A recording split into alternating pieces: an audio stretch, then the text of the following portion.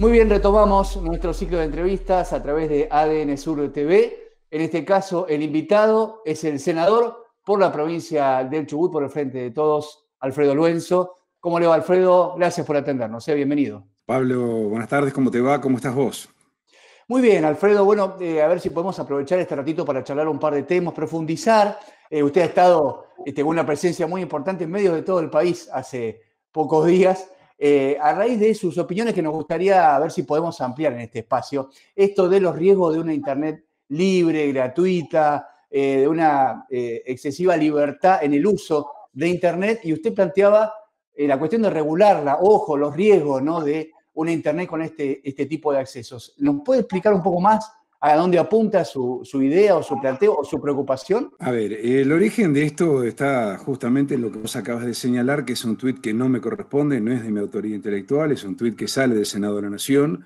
Hubo un error involuntario en querer sintetizar una frase que habíamos, en el marco de una charla que estábamos manteniendo con Alejandro Grimson acerca de regulación en las plataformas de Internet, pero fundamentalmente democracia, libertad de expresión y odio, que era en definitiva un poco el disparador de una charla sobre lo que hoy está ocurriendo en el mundo de lo digital. En un momento, yo digamos, creo que ahí hubo un error involuntario, pero creo que virtuoso finalmente, porque disparó un debate interesante que tiene que ver con la regulación de plataformas digitales, y yo estoy totalmente de acuerdo en avanzar con un debate que tenga que ver con mirar desde qué lugar y cómo podemos regular las plataformas digitales.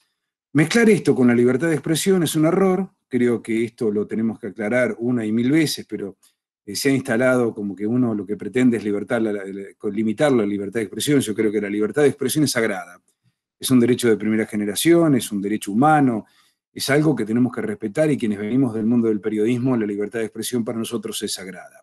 Ahora, esto también, como dijo Angela Merkel, la libertad de expresión también, digamos, obviamente hay que respetarla, porque es un derecho básico que tenemos los seres humanos, pero también tiene consecuencias, como tiene consecuencias la administración de cualquier libertad. Y esto me gustaría también explicarlo. Pero vamos a ir por partes.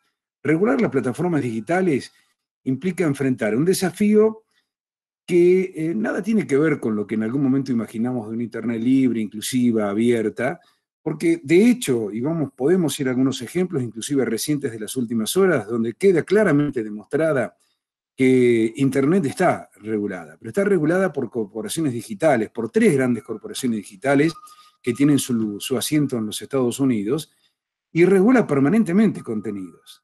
El tema es que esto es una regulación de carácter estrictamente privado, pero que nadie sabe cuál es el sesgo que se utiliza para remover o no remover determinado tipo de contenidos.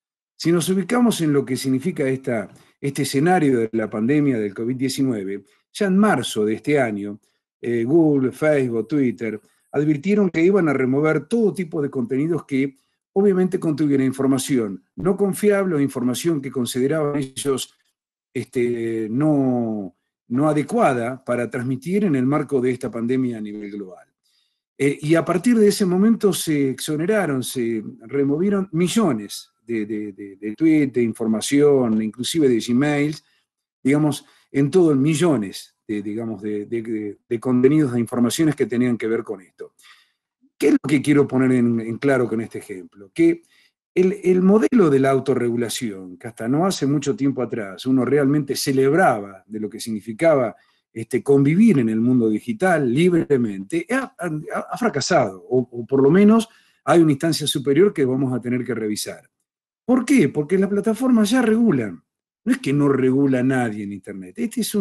De hecho, la semana pasada, dos aplicaciones, entre otras muy conocidas en la Argentina, TikTok, fue prohibida en los Estados Unidos, con una visión, y también un chat, que con una visión geopolítica. Hace unos 10, 15 días atrás, un hashtag que denunciaba, a partir de ese hashtag, se denunciaban todas las violaciones que cometía la policía en Colombia, en Chile, en distintos lugares de Latinoamérica, también fue removido ese hashtag, fue prohibido. Entonces, y podemos seguir con los ejemplos. Hace pocas horas atrás, una de las principales referentes que tuvo Facebook en la administración de la política de privacidad de Facebook, ella dijo textualmente: tengo las manos manchadas de sangre, cuando hablaba de qué manera Facebook se comporta, digamos, en el mundo de lo digital. Sin ir más lejos, otro ejemplo, lo de Analytica Cambridge, cómo en definitiva se modificó el resultado de las elecciones en Estados Unidos con la manipulación de 50 millones de cuentas. No por casualidad Zuckerberg estuvo sentado frente a los congresistas en el Congreso de los Estados Unidos. Es decir, abundan ejemplos en el mundo de que hay una Internet regulada, muy regulada. ¿Qué es lo que yo propongo? Propongo una regulación que hay que respetar de carácter privado, obviamente las políticas de privacidad. Facebook, digamos, ha contratado ahora a 40 notables para que decidan qué es lo que tiene que circular y qué es lo que no tiene que circular. Uno respeta, obviamente, eso tiene que ver con la esfera privada y con lo que cada una de las aplicaciones puede determinar, pero tiene que haber una corregulación y una regulación donde la esfera pública proteja el interés del usuario. Y fundamentalmente, y fíjate qué contradictorio con lo que charlábamos al principio, la libertad de expresión. Porque hay alguien que no sabemos quién remueve contenidos, lo que estamos diciendo que ahí hay un cercenamiento a la libertad de expresión. Todo esto, Alfredo, de alguna manera te estoy respondiendo tu claro, disparador inicial. A ver, y sigamos, muy interesante lo de los conceptos.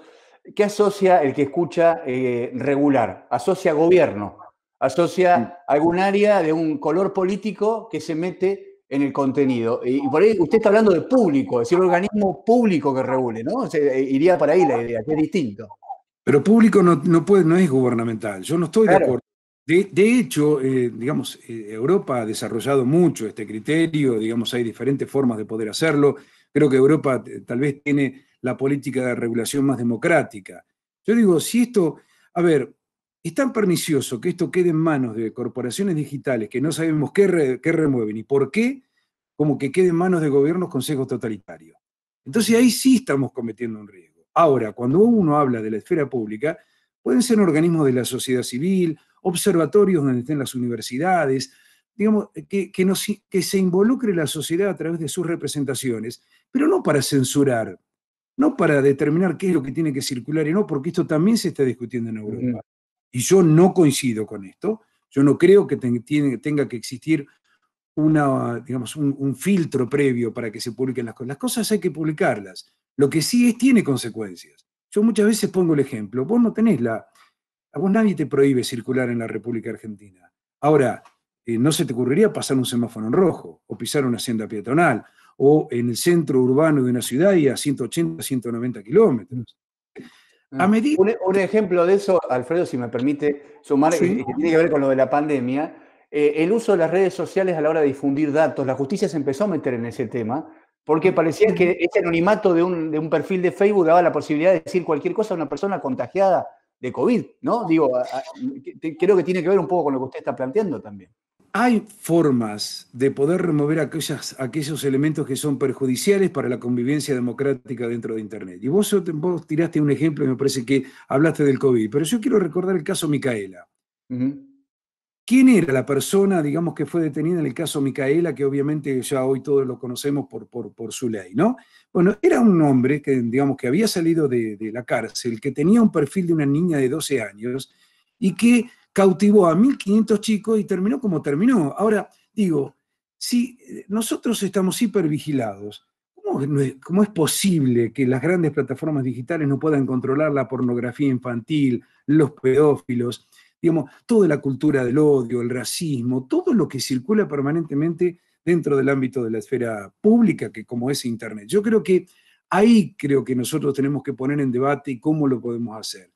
Yo no digo cómo hay que hacerlo, lo que digo es hay que abrir el debate en torno a las redes digitales, a las plataformas digitales, porque están reguladas y está en riesgo la libertad de expresión. Muy distinto a la que algunos interpretaron, que creo yo, lamentablemente fue un error de quien subió, no fue desde mi cuenta, pero lo bueno es que por lo menos estamos hablando de estas cosas. Aquel que piensa que todo es libre, que nadie nos vigila, nadie nos controla, que nuestros contenidos circulan libremente, es un error. Y yo te voy a aportar otra cosa que a los periodistas nos importa y mucho, Pablo. Digamos, hace algunos días atrás, en realidad hace más de un mes, los 200 diarios más importantes de Estados Unidos conformaron una alianza en contra de Google. Y le dijeron a Google: mire, señor Google, si usted no nos paga por el contenido que monetiza, nosotros trabajamos para que usted monetice en la esfera nuestro resultado, nuestra autoría intelectual, nuestro trabajo, nuestro, de las empresas y de los periodistas que trabajan en esto. España lo intentó regular con la tasa Google y tenía que pagarle a quienes, digamos, de quienes se apropiaba el contenido, tenía que pagarle, digamos, a las pequeñas plataformas, a agencias de noticias. Entonces, hay una discusión extraordinariamente rica a nivel global de qué es lo que tenemos que hacer en el mundo digital. Yo digo, las cosas que pasan en el mundo digital no pasan en el mundo analógico, en el mundo tradicional, porque convivimos con normas, convivimos con leyes, creo que desde el nacimiento de la humanidad, o no tan atrás, pero convivimos arrancamos con mandamientos, luego viene todo el marco jurídico, legal, de convivencia, digamos, donde están las obligaciones y los derechos de cada uno de los ciudadanos. ¿Dónde está este marco ético, moral, jurídico en el marco de la Internet? No es posible que todo se permita en las redes sociales. Algo tan global, le pregunto, senador, ¿es posible regularlo país por país o hay que tener una mirada regional o diría mundial, digamos, ¿no? Estamos hablando de las corporaciones tecnológicas más importantes del planeta. Son las que hoy manejan, digamos, son las que hoy manejan nuestros deseos, nos van formateando como sociedad.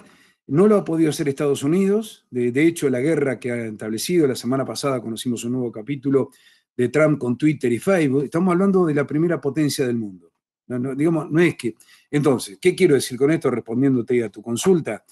Que es muy difícil regular país por país. Cada uno podemos nosotros avanzar. Hace poco nosotros sacamos una ley del grooming para tratar de concientizar lo que significa el grooming en las redes sociales. Digamos, no se puede permitir esto, pero es una ley, digamos, de concientización, una campaña nacional, pero no más que esto. Digamos, yo creo que los estados se están involucrando tibiamente en una problemática que creo tiene una solución de carácter global.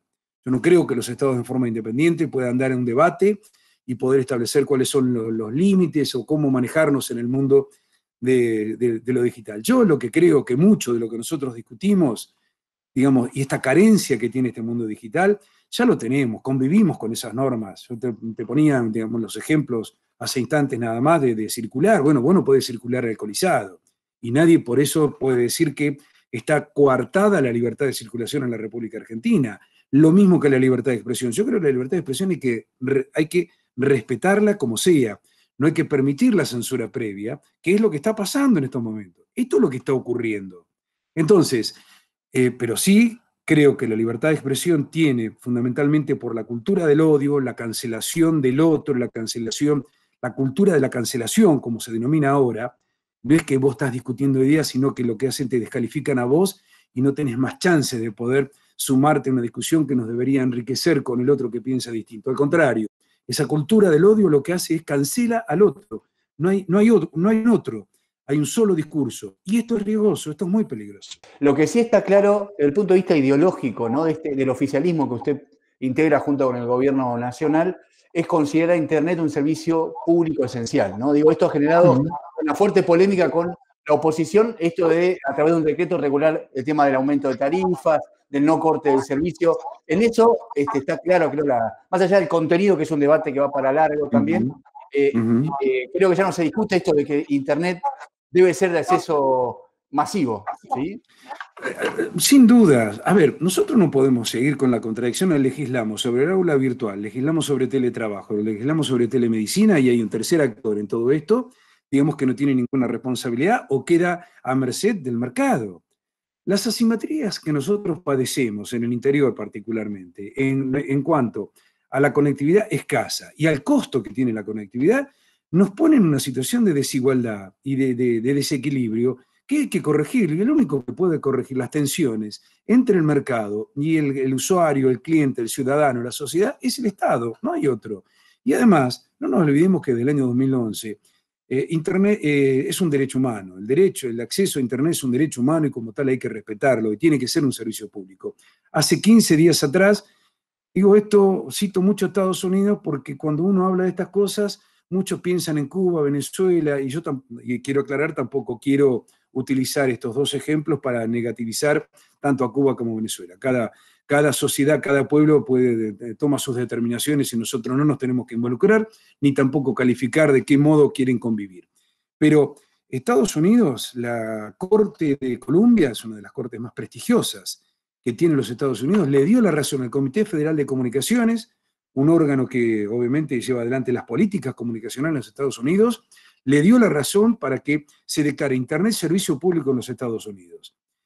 Entonces, no nos tiene que sorprender, porque declarando servicio público de Internet, lo que estamos haciendo es tratando, y esto no es apropiarnos de ninguna empresa, no es privatizar ninguna empresa bajo ningún punto de vista, es simplemente tarifas razonables, inversiones, que se comprometan inversiones que le den, que nos pongan en una situación de igualdad con todos. No puede ser que Formosa tenga menos del 30% de su población conectada y Capital Federal de 106. ¿Por qué? Porque ahí existe la lógica de mercado, donde más rentabilidad hay, donde las empresas invierten. No invierten donde la rentabilidad no es buena. O miremos en Lagunita Salada, miremos en Lago Blanco, miremos en nuestra ciudad, en nuestra provincia, cuál es la conectividad. ¿Dónde hay conectividad y precaria? Solamente donde las grandes corporaciones y las grandes empresas encuentran rentabilidad. Bueno, ese equilibrio se lo tenemos que dar, y con tarifas razonables, porque es el aspecto al que nosotros le hemos apuntado por ahora, es declarando a Internet como un servicio público. Yo no tengo ninguna duda y esto lo vamos a seguir defendiendo.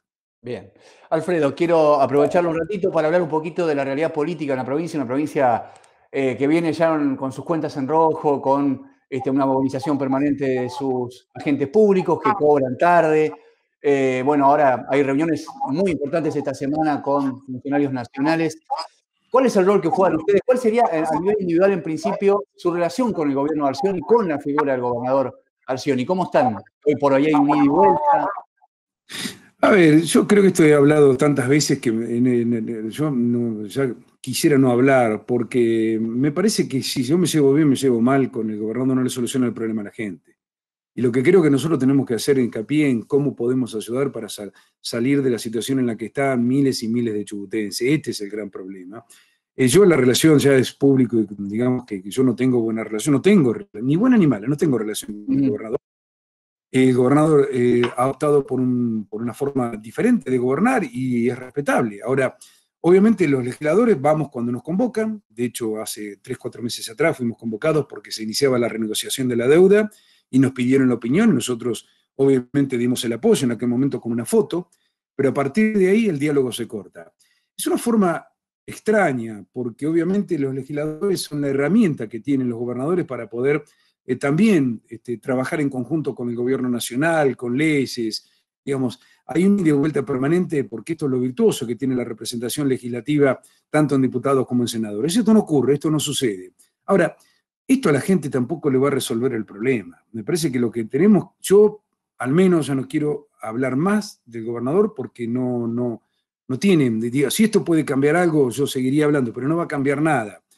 El gobernador tiene una visión muy cerrada de cómo manejar la política actual y agregarle más angustia a la gente. Además, ¿qué le importa a la gente si me llevo bien o me llevo mal? ¿No? En realidad lo que le importa es que no estén los salarios atrasados 3 meses o no hayan cobrado ni siquiera la primera cuota del aguinaldo. Entonces, este es el problema. ¿Qué es lo que yo digo? A ver, creo que la provincia necesita una refundación en cuanto a qué tipo de provincia nosotros queremos. Creo que esta es una gran oportunidad para poder hacerlo. Esto no va a surgir de un partido político o de un dirigente, porque no hay dirigentes que tengan liderazgo en la provincia. Hoy nos hemos quedado sin liderazgos. Creo que han desaparecido los últimos 2 grandes dirigentes políticos. Uno de ellos fue Mario Neves y el otro fue Marcelo Guinle. Y hoy carecemos, hoy está atomizada la política en la provincia del Chubut y la representación política está extremadamente devaluada. Hoy nadie le cree a la política, nadie, absolutamente nadie. La política no representa los intereses de la gente. Ahora, ¿esto se puede hacer en soledad? No se puede hacer en soledad. Yo trabajo mucho en conectividad, trabajo mucho para seguir avanzando, trabajamos con ENACON a nivel provincial permanentemente, todas las semanas, sumamos inquietudes y sumamos soluciones para darle una respuesta al tema de la conectividad, porque para mí es central este tema. Ahora, es insuficiente, porque creo que si no armamos una mesa y podemos recuperar en algún momento una agenda que miremos el futuro de otra manera y no como hoy lo están planteando. Nuevamente ven la minería como una salida. El extractivismo ha fracasado en el mundo, ha fracasado. Y además creo que la pandemia nos está dejando una lección extraordinaria, porque si hay algo de pedagogo que tiene el virus es esto, que si hay un desarrollo económico y hay un desarrollo social, tiene que también haber una pata que tiene que ver con lo ambiental. La sustentabilidad son de 3 ejes: lo económico, lo social y lo ambiental. Si nosotros no le prestamos atención al ambiental, no estamos entendiendo lo que está pasando en el mundo. Entonces, hablar de minería como una salida creo que es un grave error. Hay muchas otras oportunidades que tiene la provincia del Chubut, pero no podemos seguir con una agenda en sepia, que tiene 40 años que venimos hablando de lo mismo, 15 años hablando de una doble trocha entre Trelew y Puerto Madryn, entre Comodoro y Caleta, el agua para Comodoro, la meseta intermedia, digamos, los recursos forestales, los recursos hídricos, bueno, la misma agenda en 40 años. Algo nos pasó. Y esto no es responsabilidad solamente de Arcioni. Arcioni es un elemento más dentro de una larga cadena de desaciertos que hemos cometido. Todos, en alguna u otra medida, con diferentes responsabilidades, la tenemos que asumir. Alguna cuota de responsabilidad en todo esto, digamos, tenemos que darnos cuenta de que algo pasó. Ahora, quedarnos en esto no sirve. Lo que tenemos que hacer es, bueno, a ver, ¿qué hacemos? Armamos un frente, decimos, bueno, con la sociedad civil, yo creo que no hay forma. El mundo hoy, el dato político, el dato de los movimientos sociales es clave para cambiar la realidad. Yo creo que es de abajo hacia arriba. O sea, se terminó los iluminados que cambian una sociedad, no hay más, no existe más, no viene más. En este siglo XXI ya no viene esa clase de dirigente político. Esto surge de abajo hacia arriba y le tenemos que dar a la sociedad las herramientas para, entre todos, poder cambiar esta actualidad. La última, senador, interesante, pero el tiempo nos corre, obviamente. Esto de las herramientas, interesante lo que usted dice de una agenda que se repite, que ya está, pareciera, estamos cansados de escuchar siempre los mismos temas de hace años, ¿no? Pero hay uno que vuelve ahora, y me pregunto si usted coincide, que es el reclamo, el reparto de fondos y cómo queda Chubut posicionada, una provincia que siempre ha dado mucho a las arcas nacionales, siempre es una provincia rica en recursos, poca población, y de golpe pareciera que cuando uno analiza esto en todos los colores políticos, no sé si usted coincide, siempre sale perdiendo, más que es un régimen redistributivo, donde hay otras provincias más pobres que quizás en ese reparto obviamente salen más beneficiadas, pero estaría bueno en el Congreso, ustedes los legisladores, con el gobierno, con toda la clase política, volver a instalar esta discusión, como se ha dado en Buenos Aires, ¿no? Que en su momento ha hecho algún aporte y ahora el mismo presidente lo reconoció. ¿Le parece un buen momento para Chubut de dar esa discusión?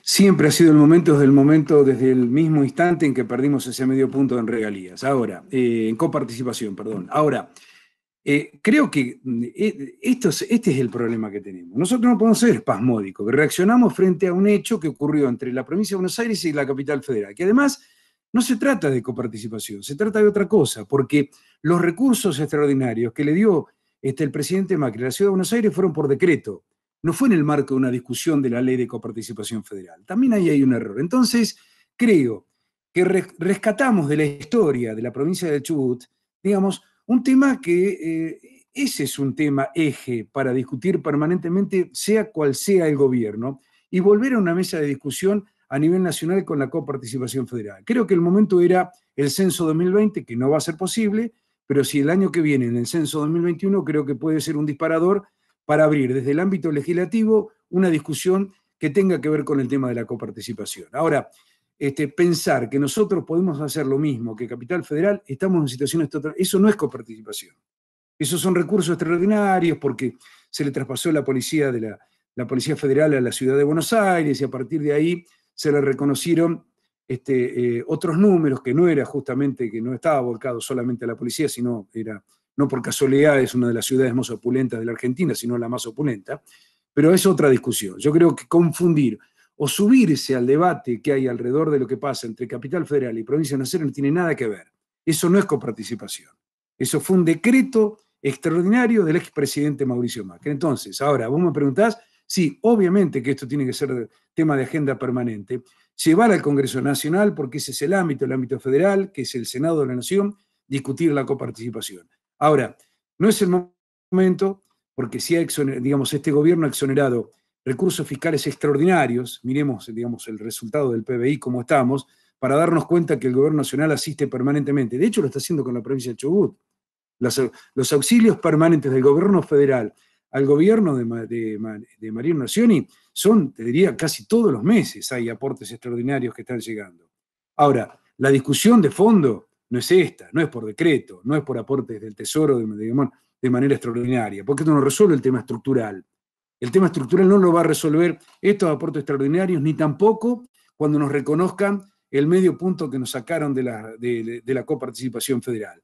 Nos va a sacar de esta situación realmente repensar la provincia de una manera totalmente distinta como la hemos visto hasta ahora. Senador Alfredo Luenzo, muchas gracias, muy interesante todo y muy amable por habernos atendido. Gracias, Pablo, por el contacto. Un abrazo. Bueno, era el senador Alfredo Luenzo, charlando de varios temas, la política en el final, pero también de su idea respecto a la regulación de los contenidos en materia de acceso a la Internet. Nos vamos despidiendo. Gracias a todos por haberse sumado una vez más a este ciclo de entrevistas.